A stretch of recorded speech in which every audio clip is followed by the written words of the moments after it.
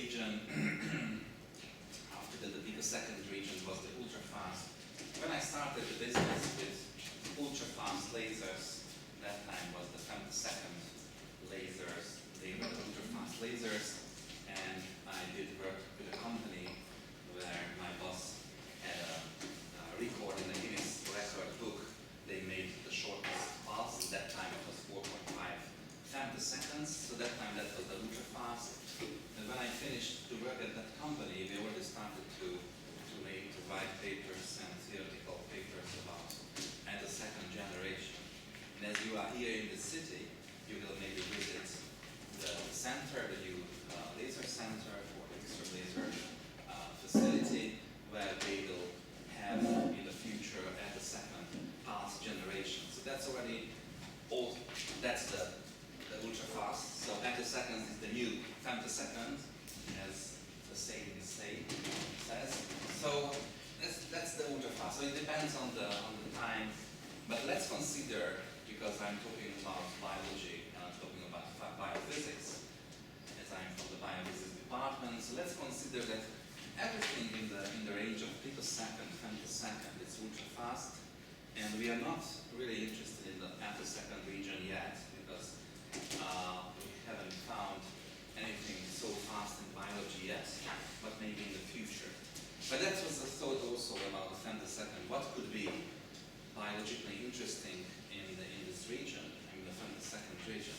That is a big question. What on earth can be on the femtosecond? And I remember we had debates. Nothing is important. Microsecond, that's biology. And of course this is true, because many things what we can see easily or we can follow, whatever, those were in this region, in the microsecond region. But many dynamic things actually, or dynamic processes which happens and which are biologically relevant, they happen already in the picosecond, femtosecond region, and I will give you some of the examples. Of course, to follow this processes or this phenomena, we need ultra-fast lasers, because this is like when you are making the pictures about a speed car race. Of course, you need a very short exposure time in order to get the car, not moving. So to take a picture with the car not moving. So that's why this is, if you want to find something which is relevant on this time scale, we need an ultra-fast laser pulse to make this picture of our ultra-fast movie. Actually, we had a paper that we called femtosecond movie or ultra-fast movie, and that was a good paper. And actually, so this is where I start with the ultra-fast processes. So this, my encounter with the field started a long time ago, and I was a PhD student at Polytechnic. Not this time I wasn't anymore, but this is a good picture. I have Philippe Lafrance, this is my statue there. So I worked with a very good group when the director was Jean-Louis Martin that time, I will mention later. And this later on I worked with at the School of Chemistry at the University of East Anglia, where I also did work on photoactive flavor protein, where we also used femtosecond spectroscopy or ultra-fast laser spectroscopy. So this is my encounter with the field. And earlier on, I was in the business of manufacturing lasers, ultra-fast lasers, femtosecond lasers, and I will also mention some of the products what we did. But that was a long time ago, and the question, of course, why do we need ultra-fast spectroscopy? And I already answered that question, because a couple of things happens on the ultra-fast scale. Not everything. I don't say that everything which is relevant happens on this scale, but many interesting things in the nature happens on this ultra-fast time scale. The question, of course, and I will be a little bit technical, and I'm trying to be hands-on as much as possible. Of course, the best would be having the laser here and the laser system on the table, and I would show you the measurement itself to be as practical as possible. But I brought some movies data, but I can show you how we can do a measurement like this. And so I'm trying to talk about, we'll see how much time we have. We have some time, but maybe I will make some parts shorter, some parts longer. But anyway, the schedule is that I'm starting to talk about visible transient absorption, which is what I'm using at home at the biophysics department at Page. And infrared transient absorption, what I'm doing abroad in Oxfordshire, not very far from Oxford, and fluorescence lifetime measurement, what we are doing in the UK as well, and also fluorescence lifetime measurement, what we are doing back at the Polytechnic, what I mentioned already. So I'm trying to talk about these techniques and these approaches and some biological aspects. And please stop me if you have some questions or you are interested in one or in the other subject. So why do we need, or the question, why do we have in biology ultrafast processes? And actually it happens that we have in many cases ultrafast processes. And of course I will show you some special cases, what I'm working on at the moment. But actually it turns out that these cases are quite general. So this is a huge family, what I mentioned here, photolyzers and cryptochromes. They belong to the same photoactive flavor protein family, and for photolysis research it was given a Nobel Prize 2 years ago for Aziz Sankar. This is as you will see, an enzyme which repairs the DNA lesions.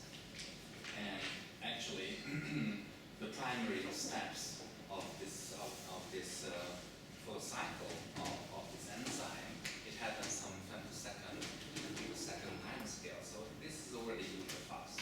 Also we have a counterpart protein, which are cryptochromes. They are hollow proteins, and they also their function is related to electron transfer, and actually this is how they work, and the primary steps of this photocycle also happens on a very fast time scale. Actually, cryptochromes even faster than in photolysis, so the primary steps can be even 100, 200, couple of hundreds femtoseconds. That can be very fast, and this is biologically relevant. So this is already very interesting.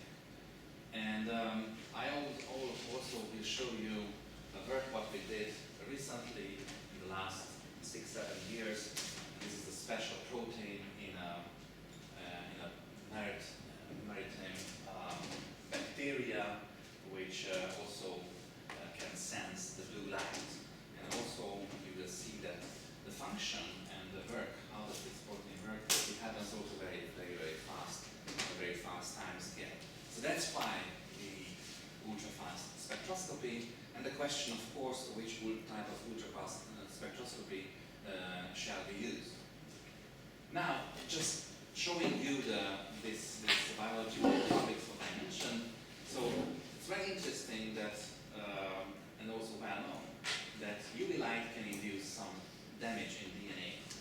And as you can see, what happens here, pyrimidine dimers can form due to the ultraviolet UV light, and that's bad. On long time scale or long terms, that can lead to skin cancer, these DNA lesions. And what is very good, that this protein, what is called photolysis, will repair or can repair these lesions using light, which is very elegant, I would say. So we have here this lesion in the DNA strand, which is a pyrimidine dimer, and this is the protein, and these are 3 tryptophan amino acids, close to flavin. This is a flavoprotein, which means that here the essential cofactor of this protein is called flavin enzyme dinucleotide, and this is a very interesting and very ubiquitous molecule in the nature and in the body, and it can have different redox forms. So the redox form here of the flavin is fully reduced. It's very important for this and for this process. What happens now? UV light will excite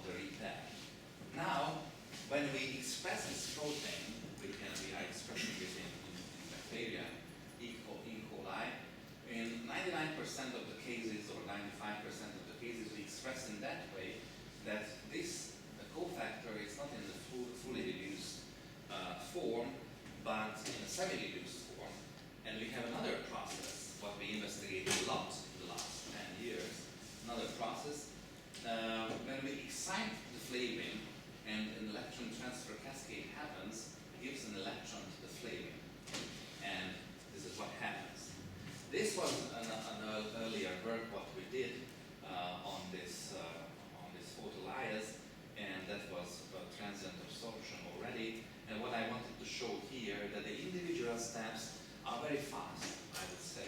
So this is a couple of picoseconds. So the whole total process happens less than 100 picoseconds. So the electron goes from the last, or the primary donor, electron donor, or the last tryptophan from the FAD. It goes within, in less than 30 picoseconds to the FAD. And this is a quite long distance in a protein, but it's a very effective process. So it's very interesting, and we called nanowire these three tryptophans here.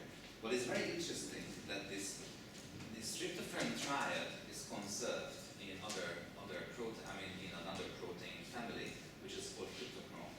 And they are very homolog to the photolyze. What is very interesting that their function is very different. So cryptochromes, despite the fact that they are very homolog, they are doing many different things. Let's say they are regulating the circadian rhythm, so the 24-hour rhythm in insects, let's say. Also, they are involved in the photoreception of the blue light. And what is also very, very interesting that they are involved in sensing the magnetic field.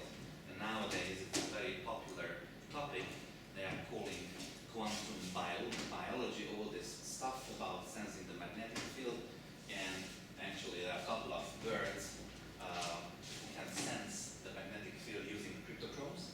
And what we are doing now, my research focuses on what makes cryptochrome able to sense the magnetic field, or why the function of the cryptochromes is changing if we are changing the redox state of the flavin inside the protein. But that's a side topic today, just a specialty. Now, what I wanted to show you here that this is the protein, this is the molecule we are using, or we are investigating many times, just they are connected or bound to the protein, FAD or FMN. And what you can see here, I will mention later in more details, what you can see here that the decay of FAD, the fluorescence decay of FAD, is quite fast. Okay, so it's also on the ultra-fast time scale, I would say. And in the same time, the FMN, which is the flavin mononucleotide, is longer. And if you measure the fluorescence of FMN, it's about something close to 4 nanoseconds. And we will discuss a little bit slightly later what is the reason for this. So this is FAD. So the whole molecule is FAD. If you cut this part, this will be FMN, and we have different names for different lengths of the chain, of the radial chain. So now what happens with FAD? Why is it so fast? Why is it ultra fast compared to the FMN, despite the fact that they are almost the same without this one? In FMN we don't have this adenine ring.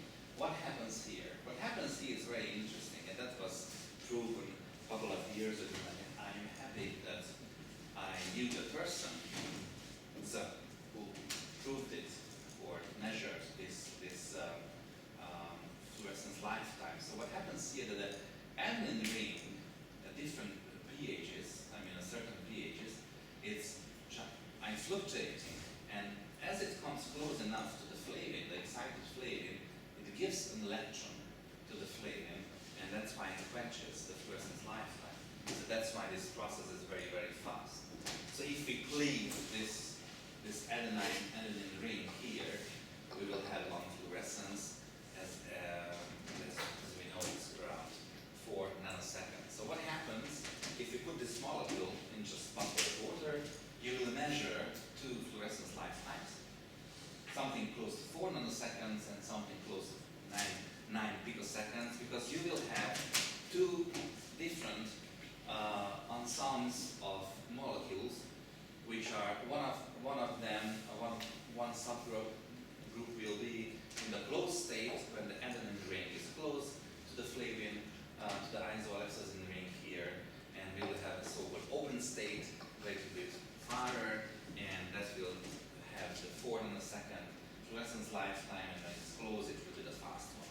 So this is what we encounter in the nature, many cases, and also to what And what I wanted to mention that Ahmed Ziwel, who died recently, 1 or 2 years ago, 1 year ago maybe, he got a Nobel Prize for transient absorption spectroscopy from the second absorption spectroscopy. It was a Nobel Prize in chemistry in 1909. So what they did, they they measured basically the relaxation of the excited state into flavoprotein, and one of them is flavonoxin, and the other one is glucose, so-called glucose oxidase. And what they found that this is very, very fast, and flavonoxin is as fast as something 200 femtoseconds, and here it was rather 10 picoseconds. This is very interesting, as I mentioned, that if you put it in solution, you will get rather 4 nanoseconds. So this is very interesting. The thing is that these two proteins, their function is not related to light, so they are just flavor proteins. But if you excite a flavin with light, you will almost always have photo-induced electron transfer. This is what happens here. But basically, this is not related to their function. But we have a huge family of so-called photoactive flavoproteins, where the function of the protein is related to the electron transfer induced by the excitation by the light absorption. Okay, now this is just an example of what we did measure, and just showing that yes, indeed, this is already the ultra-fast timescale and the ultra-fast region. These were measurements, infrared measurements, that I will show you with the details later. Now, this is an interesting thing as well. This is a photoreceptor. BLUF means that blue light sensing using FAD. So we have a huge family, protein family, which have FAD, like a light sensor, a blue light sensor. And what happens here that at low light intensity, this protein will mount to this, or inversely, this transcriptional factor will bind to the protein, and if you shine light on it, it will release this transcriptional factor. And we investigated this a lot.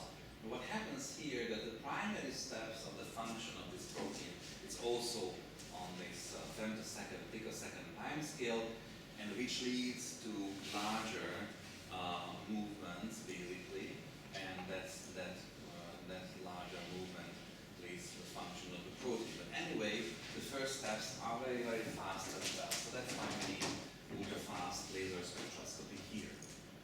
And this is just about the protein. What is this? This is a detail what we don't need at the moment.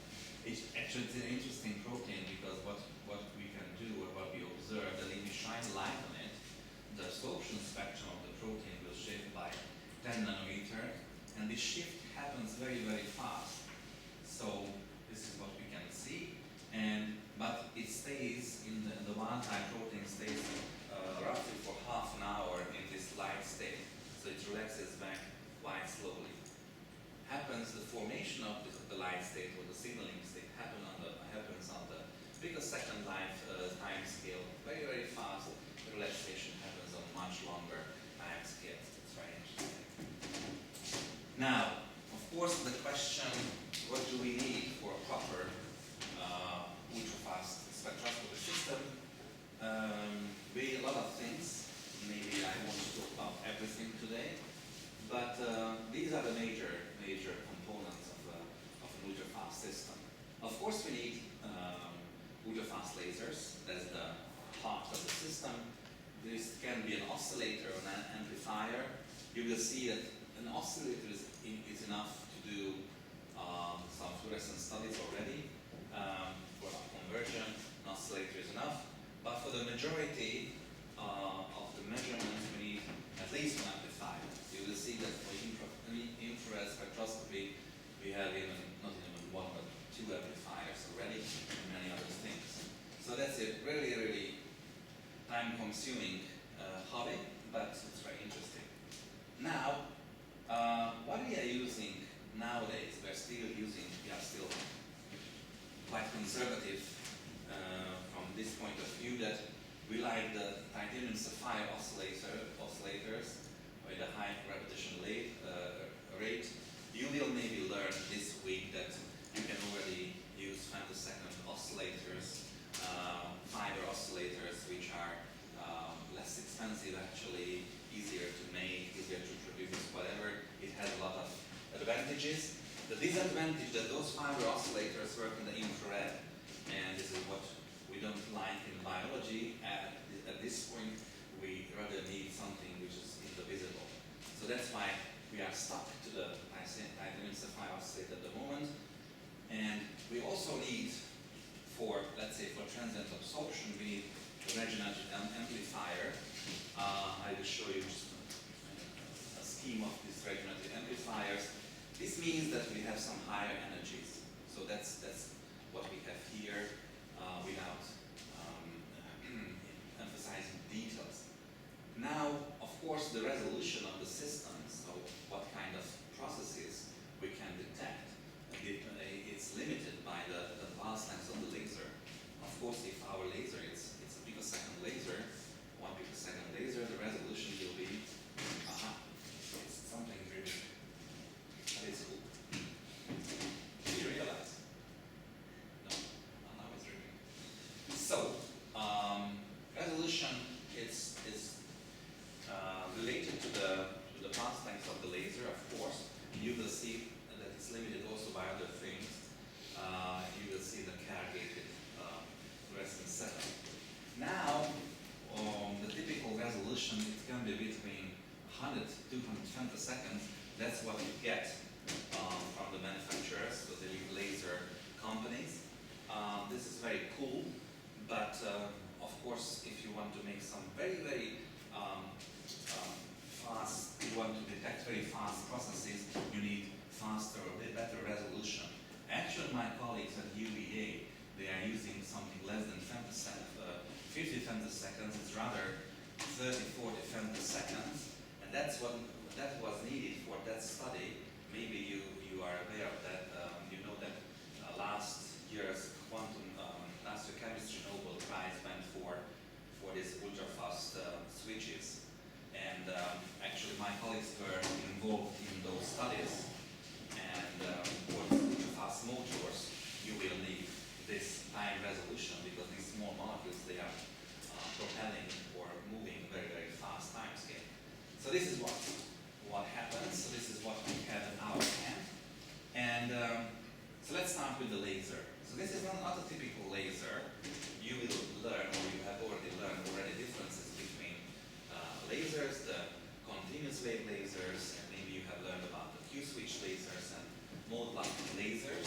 I don't want to go very much in the details because you can read it, or if it's necessary, you can learn it. The thing is that the first one I want to mention, that in the laser cavity you can have a lot of different modes with different phases, and if they are not synchronized, like in this pointer, you will see you will have a so-called continuous wave laser, and if you follow the intensity, you will see this stochastic noise. Now you can have some different techniques, and these techniques, there are a huge variety of techniques, acoustic techniques and care mode locking, whatever. But the main thing is that you are coupling the phases, and if you couple the phases, you will have a giant pulse, which will be a giant ultra short pulse, which is very, very good. This is already a mode locked laser. The funny thing is, that we have maybe two funny things here. The first one is that the based or care mode locked laser, it was invented that they dropped a screwdriver on the table, and this noise, basically,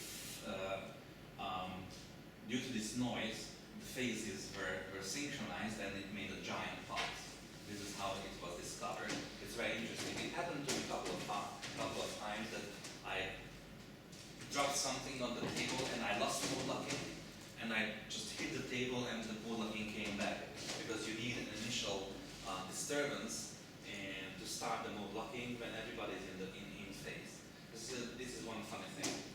If you are not at the optimum, or at least 10 years ago, or even 5 years ago, if you were not at the optimum, it took literally a lot of time to make the mode locking.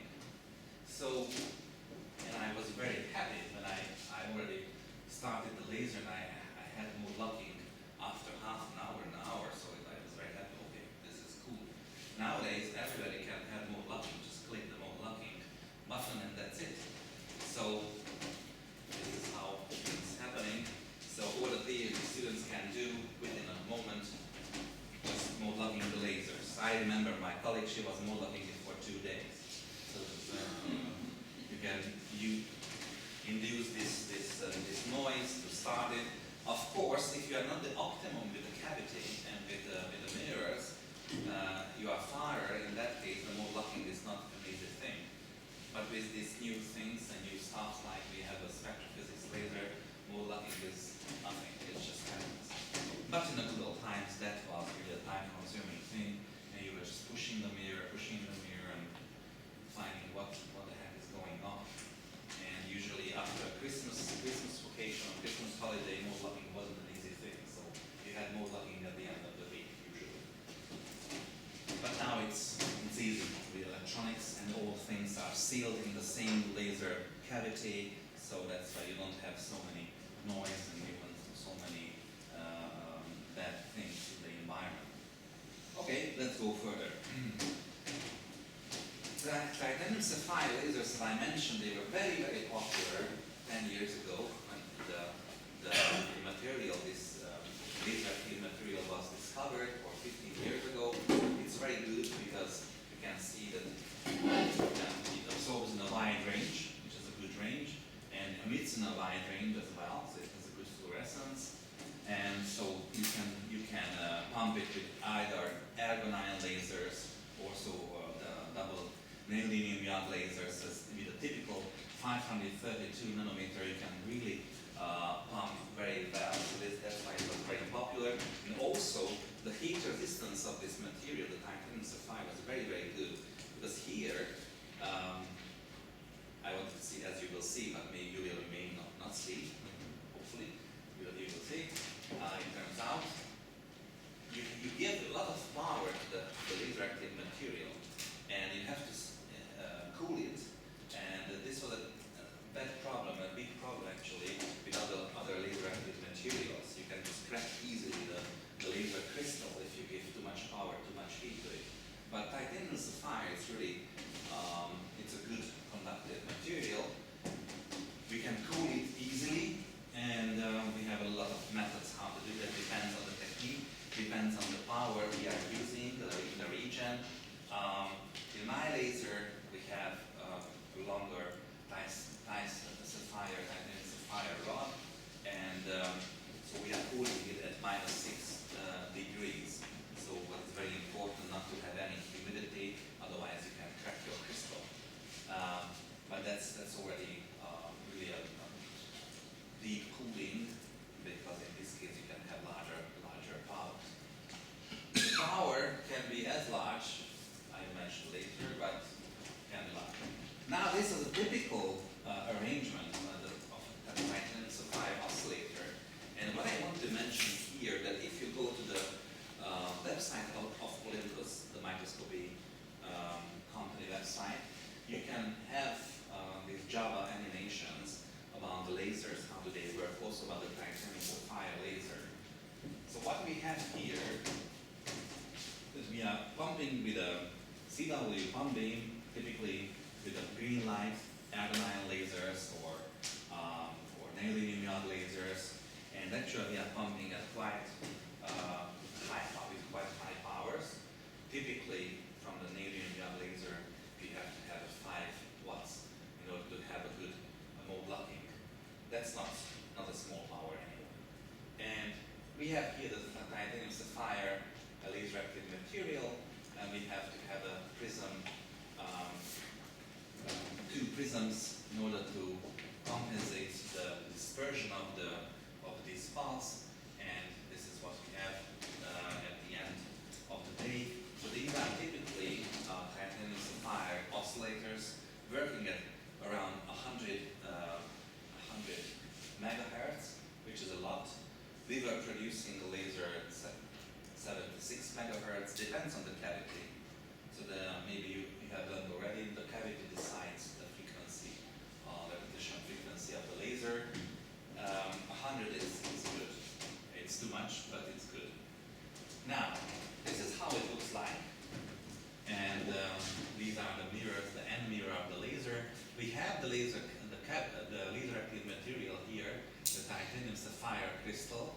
And as you can see that we have these tubes, the tubing. So we have a crystal holder which can be cooled via this tubing. So usually in this laser we used 16 degrees Celsius for cooling. So that was just a very simple home-built titanium sapphire oscillator. And this is where you started the mode locking. As I mentioned that you have to push, this is where you introduce your noise at the beginning. This is a rubber material, and you push this. This is a mirror, and you are pushing this end mirror smoothly, and this is where you start the mode locking, and you are following the mode locking either on a detector or on an oscilloscope, and you can realize whether you started or not. Maybe sometimes you don't. So it's seems to be easy. It's a simple one. But when you design it from scratch, that takes a long time actually. So you need pretty good planning and design to have a good cavity. Because this was a good one. This is the anatomical technique. Now, what happens if we need higher powers? And of course, we need always need more power because we invent some new things and we need more power. So that was chirp pulse amplification. And as I said here, this is the big development because almost all the amplifiers they are working on based on this design. What happens? We have a short pulse. This is the clock. This is the titanium sapphire oscillator. And what we do, we are using a grating to disperse this pulse to make it longer in time. The reason to enlarge or to disperse in time is because after we amplified this pulse, we will have a huge power. And if you have a short pulse, this huge power will be even huger and it will damage your mirrors. So that's why we need to disperse in time. We are using a grating at the very beginning. And so we have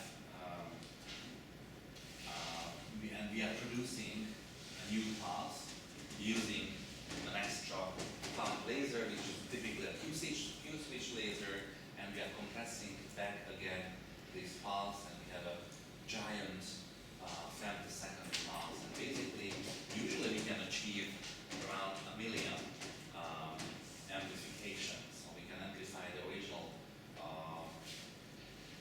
pulse. It was in the range of 1 nanojoule. You can have 1 million times more power, which is quite good. This was made by Gerard Mourou, who that time was working at most probably in Michigan. He was a big guy, big laser guy,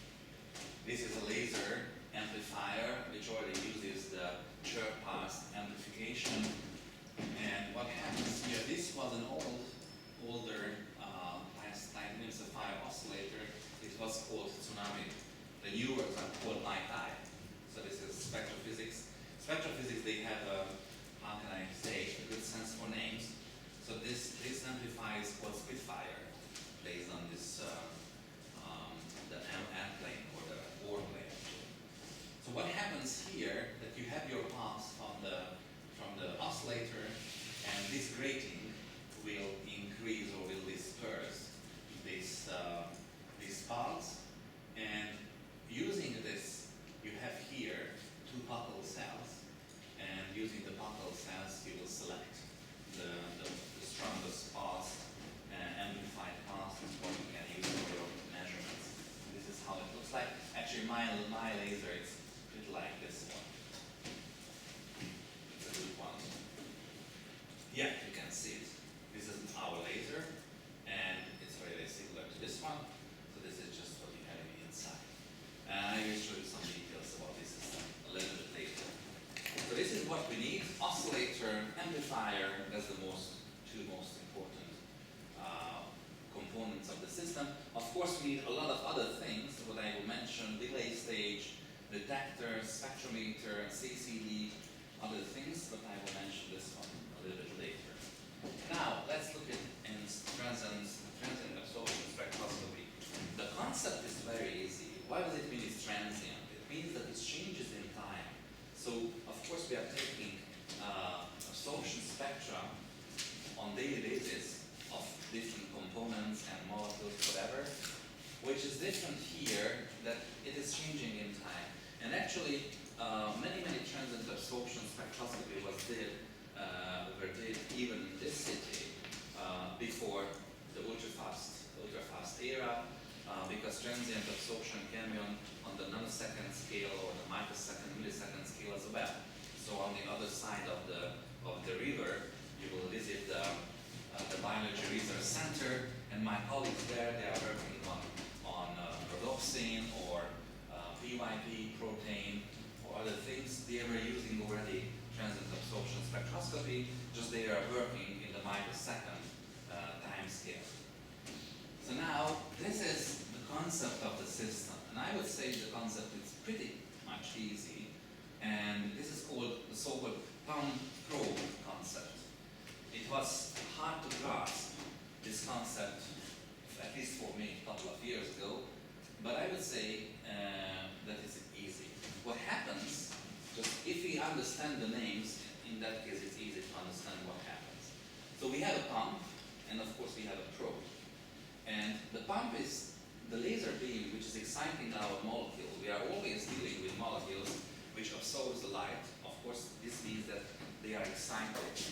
And so the pump beam is exciting our sample, and we will shine light, which is the path, which is called probe, on the sample, and we will calculate the change in the absorption. This is transient absorption. And what we will do, we will move the delay stage, and we will do the same things again, pumping and probing.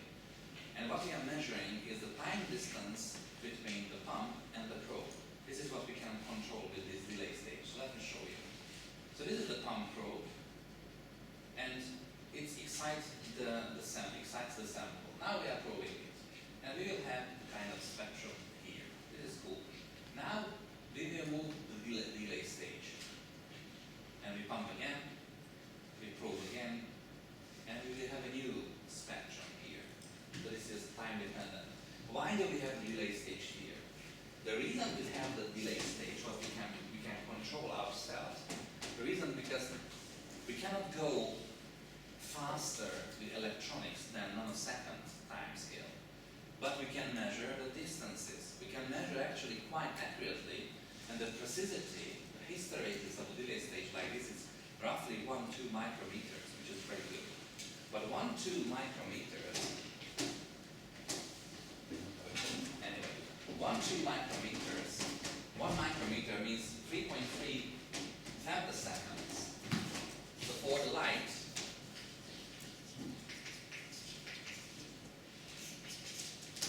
travels 1 micrometer in 3.3 femtoseconds. So this is very cool. This means that we can control very well the time difference between the pump and the probe. Actually, the resolution of the delay stage is better than the resolution of the laser, because the path length of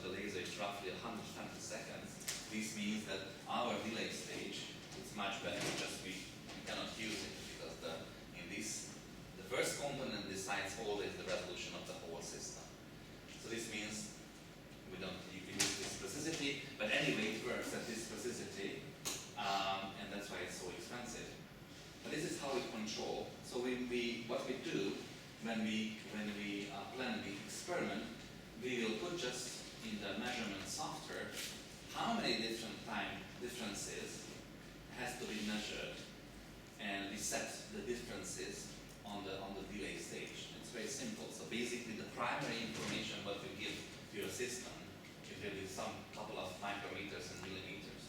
This is what happens here, because light speed, it's known, the speed of light.